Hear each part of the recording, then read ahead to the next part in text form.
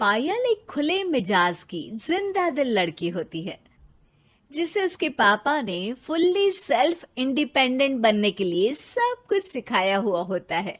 एक शाम पायल अपनी बाइक पर सीटी बजाते हुए कॉलेज से घर वापस पहुंचती है, जिसे देखते ही उसकी मम्मी गुस्से में पूरा घर सिर पर उठा लेती है। आ गई महारानी, बहुत बोलते थे मैं अपनी बेटी को सब कुछ सिखाकर दुनिया में मजबूती से खड़े रहना सिखाऊंगा, साथ में बेटी को लफंडर बनना भी सिखा दिया, ये नहीं बताया। क्या हुआ? आज ये कुकर इतनी सीटियां क्यों मार रहा है? सीटी? सारी फसाद की जड़ तेरी वो बाइक और सीटी है, उन्हीं से लड़के छेड़ती है ना तू। हाँ, ये तो गलत है, मुझे बताए बिना ही लड़का छेड़ दिया। हाय तौबा, ये कैसा पति और बेटी मिले हैं मुझे। अरे मम्मी यार, तुम ओवर एक्टिंग बंद करो, और मैंने कोई लड़का नहीं छेड़ा पापा। शिट यार। अच्छा मम्मी, आप पहले मुझे ये बताओ कि आपको ये सब बेकार बातें बताता कौन है? अच्छा, तूने कोई लड़का नहीं छेड़ा? अरे वही शर्मा आंटी, वही बताती रहती है, पर उसकी खबर तो मैं खुद ले लूंगी। अच्छा मेरी प्यारी बेटी, थक गई होगी ना, जाकर आराम कर बेटा। अचानक मम्मी को गर्म से नरम होते देख के पायल और उसके पापा कंफ्यूजन में एक दूसरे को देखने लगते हैं। आंखों से कुछ इशारे होते हैं और पायल वहां से चुपचाप चली जाती है। जिसके बाद रात को घर में सबके सोने के बाद दोनों पापा बेटी छत पर मिलते हैं। क्या खबर लाए हो? अरे तुम्हारी मम्मी तो हमसे भी तेज निकली, कोई खबर नहीं मिली। क्या यार पापा, पता नहीं अब मेरी मदर इंडिया कौन सा बम फोड़ेंगी। इसी के साथ दोनों अपने कमरे में वापस जाकर सो जाते हैं।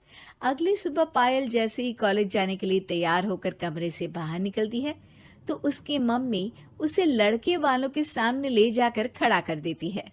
जी, ये है मेरी बेटी पायल, थोड़ी चंचल है लेकिन बहुत नेक दिल और होशियार है। देखते ही देखते कुछ घंटों में पायल और शुभम का रिश्ता पक्का हो जाता है, जिसके कुछ दिनों बाद पायल शादी कर अपने ससुराल पहुंच जाती है। सोचा था मम्मी कोई बम फोड़ेंगी, पर उन्होंने तो सीधा मुझे उम्र कैद की सजा ही दे दी। बहू, अब उम्र कैद समझो या बम, रहना तो यही है, निभाना यही है, इसलिए छिछोरी हरकतें बंद करनी होगी। है? ये आप क्या बात कर रही हो?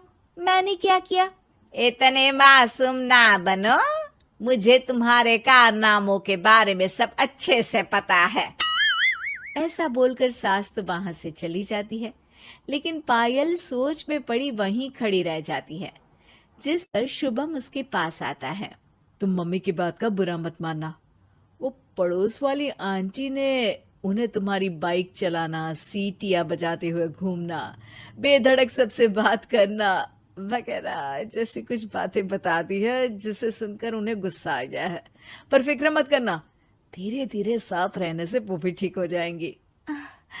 Thanks for your concern, but I don't care. Payal सीधा अपने कमरे में चली जाती है। अगली सुबह कॉलेज जाने के लिए तैयार हो सीटी बजाते हुए कमरे से बाहर निकलती है, जिसे देख सास गुस्से से तिलमिला उठती है। महारानी, शादी के अगले ही दिन ये हीरोइन बनकर कहाँ चल पड़ी? और ये लफंगों की तरह सीटियां बजाना बंद करो। ये हमारा घर है, कोई सड़क नहीं जहाँ तुम आवारागर्दी करती घूमो। मम्मी जी, सीटी बजाने और कंफर्टेबल कपड़े पहनने से लोग कब से आवारा बनने लगे? इसी के साथ सास बहू का युद्ध शुरू होने ही वाला होता है कि शुभम वहां पहुंच जाता है। माँ, उसका कॉलेज है इसलिए ऐसे तैयार हुई है। और पायल, तुम भी माँ को समझने की थोड़ी कोशिश करो ना प्लीज। सिचुएशन संभालकर शुभम और पायल घर से निकल जाते हैं। इसी तरह दिन बीतने लगते हैं, जिससे सास बहू की लड़ाइयों के बीच शुभम पिसता रहता है, लेकिन साथ ही वो दोनों एक दूसरे की आदतों को अपना भी लेती हैं। पर पायल का सीटी बजाना सास को आज भी नागवारा ही होता है।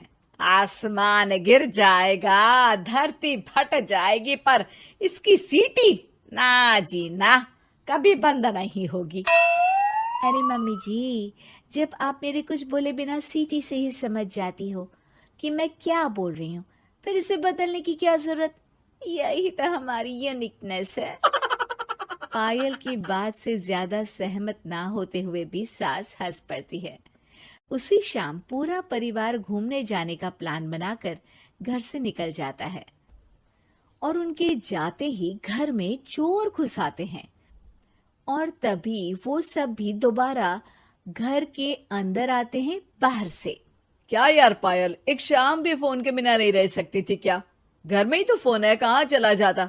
अब जल्दी अंदर जाकर अपना फोन लाओ, मम्मी और मैं यहीं बाहर वेट करते हैं। ज्यादा बोल रहे हो, देखो अब और धीरे काम करूंगी। ऐसा बोलकर पायल घर के अंदर जाती है और बहुत देर तक बाहर निकल कर नहीं आती। अरे ये तो सच में जानबूझकर लेट करने लगी। चल कर देखते हैं ना। दोनों जैसे ही मेन डोर के नजदीक पहुंचते हैं, उन्हें पायल के सीटी बजाने की आवाज सुनाई देती है। हमें लेट करके खुद मजे से बैठी सीटियां बजा रही है। अरे गधे, ये मजा नहीं सजा है, जल्दी से पुलिस को फोन कर।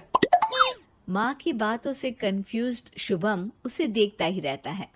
सास खुद ही पुलिस को फोन कर देती है।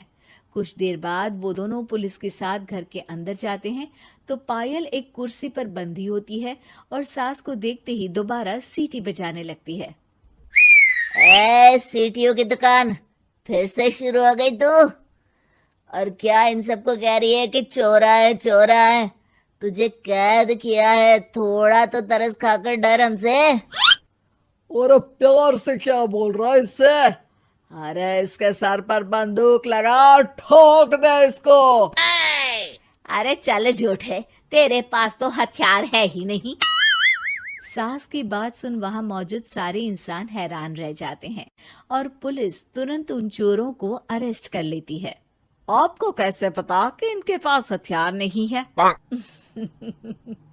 अरे सीटी नहीं तो बताया।